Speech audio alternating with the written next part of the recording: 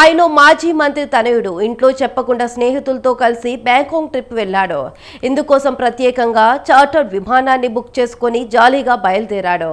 అంతా బాగానే ఉందనుకునేలోపు విమానం మళ్లీ ఎక్కిన చోటికే వచ్చి ల్యాండ్ అయింది.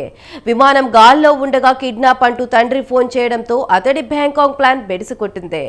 గగనంతలంలో గత సోమవారం చోటు చేసుకున్న ఈ హైడ్రామా ఆలస్యంగా వెలుగులోకి వచ్చింది. మహారాష్ట్ర మాజీ మంత్రి శివసేన నాయకుడు తానాజీ సావంత్ కుమారుడు రిషిరాజ్ సోమవారం రాత్రి తన ఇద్దరు స్నేహితులతో కలిసి బ్యాంకాక్ బయలుదేరారు. పూణే ఎయిర్పోర్ట్ నుంచి వారిని తీసుకెళ్లిన చార్టర్ విమానం మార్గ మధ్యంలో ఉండగా తన కుమారుడిని కిడ్నాప్ చేశారంటూ తానాజీ పోలీసులకు ఫిర్యాదు చేశారు. దీంతో అప్రమత్తమైన పోలీసులు డీజీసీఏ సాయంతో విమానాన్ని వెనక్కి రప్పించారు.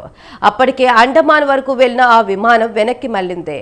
బ్యాంకాక్ వెళ్దామనుకున్న వారు పూణేలో దిగడంతో రిషిరాజ్ అతడి స్నేహితులు షాక్ అయ్యారు.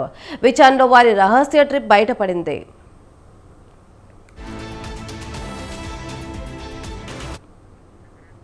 ఈ చార్టర్డ్ విమానాన్ని నడుపుతున్న ప్రైవేట్ కంపెనీ ఈ వ్యవహారంపై స్పందించింది.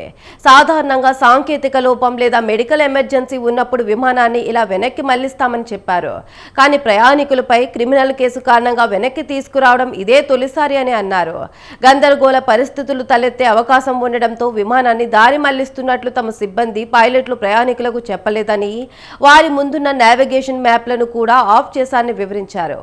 విమానం పూణే ఎయిర్పోర్ట్లో దిగేదాకా వారికి విషయం తెలియదని, ల్యాండ్ అయ్యాక సిఐఎఫ్ఎఫ్ అధికారులు వచ్చి వారిని బయటకు తీసుకెళ్లారని ఎయిర్లైన్ సిబ్బంది వివరించారు. రిషిరాజ్ సీక్రెట్ ట్రిప్ గురించి ఇంట్లో వాళ్లకు తెలియదు. అదే సమయంలో అతన్ని కిడ్నాప్ చేశారంటూ పూణే పోలీసులకు గుర్తు తెలియని వ్యక్తి నుంచి కాల్ వచ్చింది. అటు తానాజీకి కూడా సమాచారం రావడంతో ఆయన పోలీసులను ఆశ్రయించారు. దీంతో కేసు నమోదు చేసుకున్న పోలీసులు డీజీసీఏను సంప్రదించారు. అయితే ఈ హైడ్రామాపై విపక్షాల నుంచి విమర్శలు వ్యక్తమవుతున్నాయి. गरजेचे होते. त्याशिवाय बाकीची ऍक्टिव्हिटी होत नाही. कोणाला जर आपण इनिशियल स्टेज थांबवण्यासाठी सांगितलं, बाकी गोष्टी सांगितलं, तर FIR शिवाय कुठल्या गोष्टी हालत नाही.